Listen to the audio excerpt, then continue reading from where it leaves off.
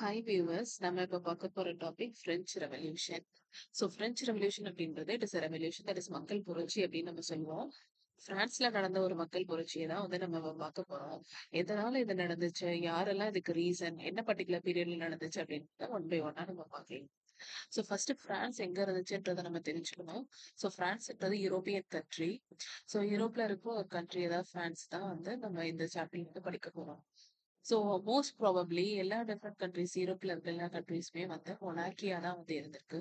இதுதான் one of the major reason for this revolution அப்படின்னு சொல்றாங்க. யார் அதுக்கு காரணம் அப்படின்னு பார்த்தோம்னா கிங் லூயிஸ் 16. 1774ல கிங் லூயிஸ் 16 வந்து கிங்கா இருந்திருக்காரு. அவரு ஒரு ஆஸ்திரியன் பிரின்சஸ் மேரி ஆண்டனியேட்ட மேரேஜ் பண்ணியிருக்காரு. ஒன்ஸ் அவர் கிங் ஆனதுக்கு அப்புறமேட்டு அவரு மினிஸ்ட்ரிஸ் எல்லாத்தையுமே அவரோட கையில எடுத்துக்கிட்டாரு. எடுத்துட்டு ஒன்னொன்னா அவர் வந்து அனலைஸ் பண்ணி பாக்குறப்போ ட்ரெஷரி வந்து ரொம்ப எம்டியா இருக்குன்றத ரியலைஸ் பண்ணிருக்காரு. அதாவது கஜானா வந்து காலியா இருக்குன்றத அவர் உணர்றாரு. கஜானா காலியா இருக்குன்னா என்னென்ன ரீசன்ஸ் இருக்கும் அப்படின்ற வந்து அவர் ஒன்னொன்னா அனலைஸ் பண்ணிட்டு வர்றாரு. அதுல ரொம்ப பெரிய மேஜர் ரீசன் அப்படின்னு பார்த்தோம்னா ஒரு லாங் வார் வந்து அவங்களுக்கு நடந்திருக்கு. அதாவது அவங்களும் அமெரிக்கன் 13 காலனிஸும் ஒன்னா சேர்ந்து பிரிட்டனை வந்து அப்போஸ் பண்ணி வார் கண்டக்ட் பண்ணியிருக்காங்க. லாங் இயர்ஸா வார் நடந்ததுனால அவங்களுக்கு வந்து அதிகமான இழப்பு வந்து ஏற்பட்டிருக்கு. அது ஒரு ரீசன். அது இல்லாம அவங்களோட கண்ட்ரீஸ வந்து மெயின்டைன் பண்றதுக்காக அவங்க நிறைய இழந்திருக்காங்க. பட் அதுக்கு வெர்சைல்ல அவங்களோட கோர்ட் இருக்கு. அசெம்பிளி கண்டக்ட் பண்றதுக்கோ, இல்ல மீட்டிங்ஸ் கேதர் பண்றதுக்கோ, அந்த கோர்ட்ட மெயின்டெயின் பண்றதுக்கும், டெலிகேட்ஸ வந்து வர விருந்தினர்கள வந்து இது பண்றதுக்காக ஹோஸ்ட் பண்றதுக்காகவும் அவங்க வந்து அதிகமா செலவு பண்ணியிருக்காங்க. இது எல்லாமே ரீசன் தான் அவங்களோட டெப்ட்டுக்கு. எவ்வளவு வந்து கடன், அதாவது எவ்வளவு வந்து டெப்ட் இருக்கு அப்படின்னு நம்ம பார்த்தோம். 2 பில்லியன் லிவ்ர். 2 பில்லியன் லிவ்ர் அப்படின்றது நம்மளோட இந்தியன் ருபி சொன்னாங்க. அது யூரோப்பியன் ருபி, பிரான்ஸ் ருபிய வந்து லிவ்ர் அப்படின்றத மென்ஷன் பண்றாங்க. இவ்வளவு வந்து கடன் ஆயிருக்கு. இப்ப இருக்கு அப்படின்றப்போ இவர் ஒரு புது கிங்கா வந்திருக்காருன்னா அடுத்த ஸ்டெப் எடுக்கணும் இல்லையா? என்ன மாதிரி ஸ்டெப்ஸ் எடுக்கிறாரு அப்படின்னு பார்த்தா மக்கள் கிட்ட டாக்ஸ் கலெக்ட் பண்றதுக்காக டிசைட் பண்ணியிருக்காரு. இப்ப இவருக்கு வந்து இவ்வளவு பெரிய கடன் இருந்திருக்கு அப்படின்னாலும் சோ என்ன பண்ணலாம் அப்படின்னா அடுத்த 2 ஸ்டேட் கிரெடிட் வாங்கணும் லெண்டர்ஸ் கிட்ட அப்படின்னா கூட அவங்க வந்து 10% வந்து இன்ட்ரெஸ்ட் ரீஸ் பண்ணிட்டாங்க. இது வரைக்கும் நம்ம வாங்கின கடனுக்கு எவ்வளவு இன்ட்ரெஸ்ட் கொடுத்துட்டு இருக்கோமோ அதை விட 10% அதிகமா நம்ம வந்து இன்ட்ரெஸ்ட் கொடுக்குற மாதிரி ஒரு சுச்சுவேஷன்ல இப்போ இந்த கிங் இருக்காரு. இதனால அவருக்கு வேற வழியே இல்ல, மக்கள் கிட்ட டாக்ஸ் வாங்கணும்ன்றதா மட்டும்தான். இப்போ நம்ம பிரான்ஸோட சொசைட்டி, அதாவது அந்த ஊர் மக்கள் எப்படி டிவைட் ஆயிருக்காங்க. நம்ம ஊர்ல ஹெரிடிட்ரி வைஸ், அதாவது நம்மளோட பர்த் வைஸ் வர்ணா சிஸ்டம்ன்றத நம்ம படிச்சிருக்கோம் இல்லையா? சிமிலர்லி அவங்க ஊர்ல எஸ்டேட் அப்படின்ற டிவிஷன் வந்து மென்ஷன் பண்ணியிருப்பாங்க. அதாவது 3 டிஃப்ரெண்ட் எஸ்டேட்ஸா மக்களை வந்து டிவைட் பண்ணியிருக்காங்க பேஸ்ட் அப்பான் தேர் பர்த். ஃபர்ஸ்ட் எஸ்டேட் அப்படின்னு பாக்குறப்போ அதை வந்து கிளர்ஜி அப்படின்னு மென்ஷன் பண்றாங்க. ஃபர்ஸ்ட் எஸ்டேட் வந்து கிளர்ஜி. கிளர்ஜின்றது என்னன்னா சர்ச்ல இருக்கிற பீப்புள்ஸ் எல்லாமே வந்து clergy. Okay. Next category, next estate அப்படின்னு பாக்குறப்ப நொபிலிட்டி, அதாவது ராயல் பிளட்ஸ். ராயல் பிளட்ஸ்ல இருக்கிறவங்க எல்லாருமே கிங்கோட ரிலேட்டிவ்ஸ் அவங்க எல்லாருமே நொபிலிட்டில வந்து வருவாங்க. தேர்ட் டிஃப்ரெண்ட் கேட்டகரிஸ்ல இருக்கிறவங்க மிச்சம் எல்லா பீப்புள்ஸுமே வந்து every one else. Other peoples எல்லாமே வந்து தேர்ட் டிஃப்ரெண்ட் கேட்டகரிஸ்ல வந்து வருவாங்க. இது மாதிரி 3 டிஃப்ரெண்ட் எஸ்டேட்ஸா பீப்புள் வந்து டிவைட் ஆயிருந்தாங்க. ஏற்கனவே இதனாலே மக்கள் வந்து அதிருப்தி ஆயிருக்காங்க. சர்ச் பிலாங்கிங்ஸ்ல இருக்கிற பீப்புள் வந்து first category, first estate. Second estates nobilities, அதாவது நோபல்ஸ், ராயல் பிளட்ஸ், கிங்கோட ரிலேட்டிவ்ஸ் எல்லாமே நோபிலிட்டி. தேர்ட் கேட்டகரி அப்படின்னு பார்த்தோம்னா மிச்சம் இருக்கிற எல்லா பீப்புள்ஸ், அதுங்க ஸ்மால் பிசினஸ் மேன்ல இருந்து பிகர் பிசினஸ் மேன் வரைக்கும், lawyers, professions, lower lower level அப்படின்னு பார்த்தோம்னா டெய்லி வேஜஸ் பீப்புள்ஸ் கூட இருப்பாங்க. இவங்க எல்லாருமே ஒரே கேட்டகரி எவ்ரி ஒன் எல்ஸ்ல தான் வருவாங்க. இந்த மாதிரி 3 டிஃப்ரெண்ட் டைப்ஸ் ஆஃப் பீப்புள்ஸ் வந்து அந்த சொசைட்டில வந்து இருக்காங்க. இப்ப டாக்ஸஸ் வந்து எப்படி மெயின்டைன் பண்றாங்க அப்படின்னா டைரக்ட் டாக்ஸஸ் அப்படின்னு சொல்றாங்க. That is called as tale. டைரக்டா வந்து கவர்மெண்ட்டுக்கு வந்து டாக்ஸ் பே பண்ணுவாங்க.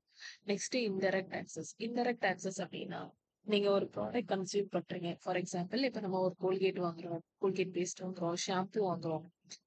ஃபுட் வாங்குறோம் அப்படின்னா, அதுக்கெல்லாம் நம்ம டாக்ஸ் பே பண்றோம் இல்லையா? ஸோ அதுதான் இன்டைரக்ட் டாக்ஸ். ஸோ அந்த டாக்ஸஸ் பே பண்ணணும். தித்தி அப்படின்றது இந்த சர்ச்ல இருக்கிற பீப்பிள்ஸ் என்ன ஃபார்ம்ல அவங்களுக்கு டாக்ஸ் வேணுமோ, அத அந்த பீப்பிள் கிட்ட இருந்து வாங்கிப்பாங்க. ஸோ அததான் வந்து தித்தி அப்படின்னும் மென்ஷன் பண்றாங்க. ஸோ இப்ப இந்த கிளர்ஜில இருக்கிற பீப்பிளும் சரி, நொபிலிட்டில இருக்கிற பீப்பிளும் சரி, இதுல எந்த வகையான டாக்ஸஸையும் பே பண்ண தேவையில்ல. இந்த எவ்ரி ஒன் எல்ஸ், அதாவது தேர்ட் டைப் ஆஃப் எஸ்டேட்ல இருக்கிற பீப்புள்ஸ் மட்டும் தான் டாக்ஸ் பே பண்ணணும். என்ன டாக்ஸஸ் பே பண்ணணும்? எல்லா டைப் ஆஃப் டாக்ஸஸும் பே பண்ணணும். தே want to pay the direct taxes to the government, also indirect taxes what ever they are consuming, அவங்க சாப்பிடுற சாப்பாடுல இருந்து யூஸ் பண்ண ப்ராடக்ட்ஸ்ல இருந்து எல்லாத்துக்குமே அவங்க வந்து டாக்ஸ் பே பண்ணணும். அது இல்லாம இந்த சர்ச் பீப்புள்ஸ் என்னென்ன டைப் ஆஃப் டாக்ஸஸ் கேட்கறாங்களோ அது எல்லாத்தையும் either they want to give in the form of taxes or as the money, இல்லைன்னா அவங்களே போய் ஒர்க் பண்ணி கொடுத்துட்டு வருவாங்க. சோ இப்படிதான் வந்து பீப்புள்ஸ் எல்லாமே டாக்ஸஸ் வந்து பே பண்ணியிருக்காங்க. சோ எதுக்காக இந்த டாக்ஸஸ் கலெக்ட் பண்றாங்க அப்படின்னு பார்த்தோம். அவங்களோட ஆர்மிஸ் வந்து மெயின்டைன் பண்றதுக்காகவும், கோர்ட்டை டெமாலிஷ் பண்ணி கோர்ட்டை வந்து இன்னும் அழகா டெக்கரேட் பண்ணி அதிகமா மெயின்டைன் பண்றதுக்காகவும், கவர்மெண்ட் ஆஃபீஸஸ் அண்ட் யூனிவர்சிட்டிஸ் அது இல்லாம ஸ்கூல்ஸ், கான்வென்ட்ஸ் எல்லாத்தையும் மெயின்டைன் பண்றதுக்காக they wanted all these taxes. இதுல யாரு இந்த பிரிவிலேஜஸ் என்ஜாய் பண்ணுவாங்க அப்படின்னு பார்த்தா, ஃபர்ஸ்ட் டூ கேட்டகரியில இருக்கிற கிளர்ஜி அண்ட் மொபிலிட்டி பீப்புள்ஸ் வந்து எந்த டைப் ஆஃப் டாக்ஸஸும் கட்ட வேண்டிய தேவையில்லை. ஆனா நொபிலிட்டியில இருக்கிற பீப்புள்ஸ் வந்து ஃபியூடல் டியூஸ்ன்றதை பே பண்ணுவாங்க. ஃபியூடல் டியூஸ்னா அவங்களோட நிலத்துக்கான வரி. சோ அந்த நில வரியையும் அவங்க எப்படி வாங்கிக்குவாங்க அப்படின்னா, அவங்களுக்கு கீழ இருக்கிற லேபர்ஸ் கிட்ட இருந்து அந்த அமௌண்ட்டை வந்து கலெக்ட் பண்ணிக்குவாங்க. அவங்க லேண்ட்ல வந்து ஒர்க் பண்ற லேபர்ஸ் கிட்ட இருந்து ஒண்ணு மணியா கலெக்ட் பண்ணிக்குவாங்க. இல்லைன்னா அவங்கள வந்து ஒர்க் பண்ண வச்சு அதை வந்து ஈக்குவலைஸ் பண்ணிக்குவாங்க. ஸோ இப்படிதான் வந்து they are utilizing it. So இந்த டூ டைப் ஆஃப் பீப்புள்ஸ் வந்து they doesn't want to have any type of taxes, and this category people, third estate people have to pay all type of taxes what is laid by the government.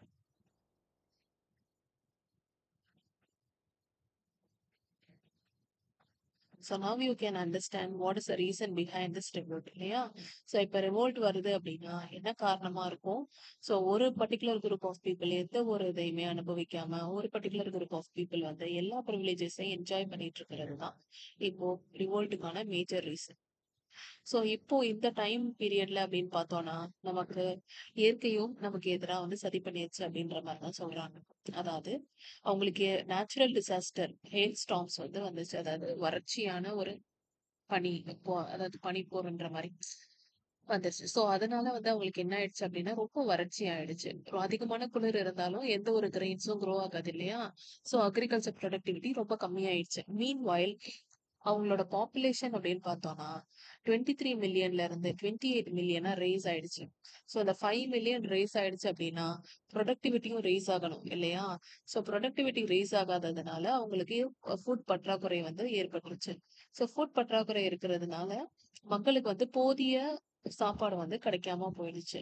அதனால அவங்களுக்கு stable diet அப்படின்னு daily உணவாகவே வந்து bread மட்டும்தான் இருந்துச்சு. அந்த பிரெட்லயுமே ஒரு loaf of bread கிடைச்சாலுமே பெரிய விஷயமாக இருந்துச்சு.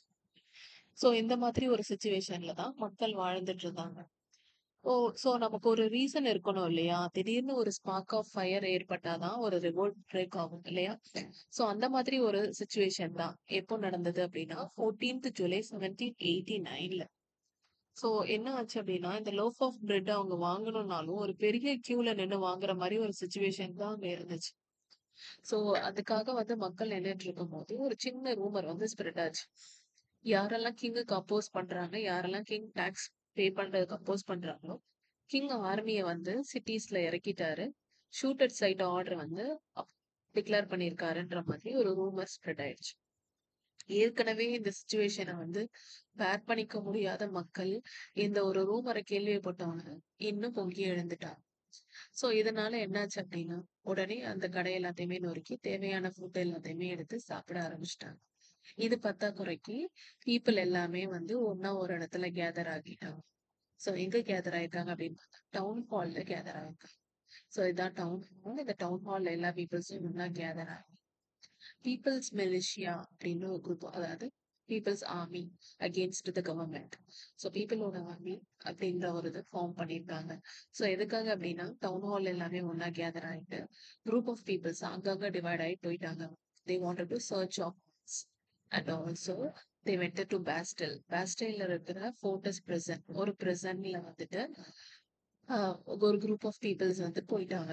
தே wanted to find hearted ammunition, அதாவது பதுக்கி வைக்கப்பட்ட கன் பவுடர்ஸ், வெப்பன்ஸ் இது எல்லாத்தையுமே எடுத்து கவர்மெண்ட்டுக்கு எதிரா வந்து பீப்புள்ஸ் வந்து மூவ் பண்ண ஆரம்பிச்சுட்டாங்க.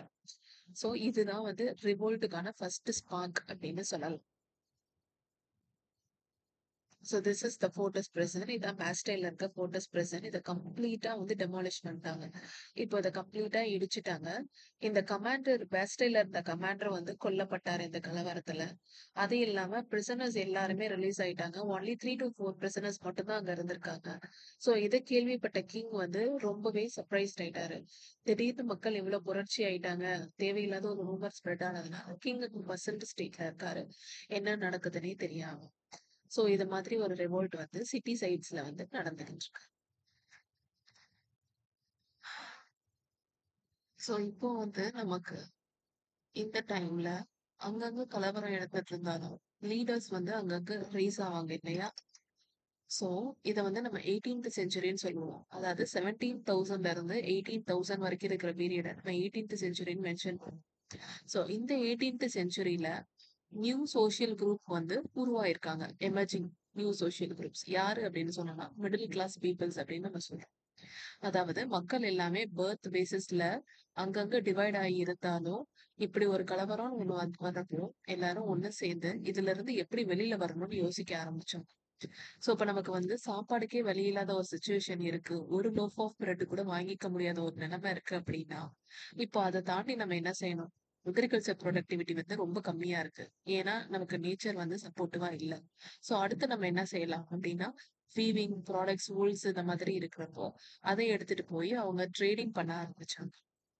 ஓவர்சீஸ் ட்ரேடிங்ஸ் பண்ண ஆரம்பிச்சாங்க. சில்க்ஸ் அந்த மாதிரி ப்ராடக்ட்ஸ் எல்லாத்தையுமே வந்து வெளியில எக்ஸ்போர்ட் பண்ண ஆரம்பிச்சாங்க. அதே மாதிரி வெளியில போற மக்கள் அங்க இருக்கிற ப்ராடக்ட்ஸ் எல்லாத்தையும் எடுத்துட்டு வந்து இங்க செல் பண்ண ஆரம்பிச்சாங்க.